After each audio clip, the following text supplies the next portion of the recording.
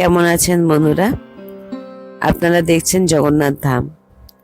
তো আমি আপনাদের শেয়ার করেছিলাম যে আমি দীঘায় এসেছি এবং দীঘাতে এসে প্রথম দিন আমরা সকালবেলা তো বেরোতে পারিনি, এত প্রচণ্ড রোদ ছিল।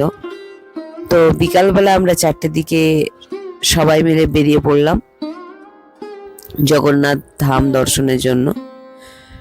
তো এখানে আসার পর খুবই সুন্দর মন্দির দর্শন হলো, কিন্তু এত ভিড় আর প্রচন্ড গরমও ছিল, কিন্তু তবুও মন্দির তো মন্দির দর্শনের জন্য যতই কষ্ট হোক না কেন আমরা সবকিছুকেই সহ্য করে নিতে পারি। তো এত সুন্দর মন্দির দর্শন করলাম আর প্রচন্ড ভিড় ছিল। তো যাই হোক, ভালোভাবেই দর্শন হলো। তো পরে নেক্সট ভিডিওতে আমি আপনাদের আবার মন্দির দর্শন করাবো।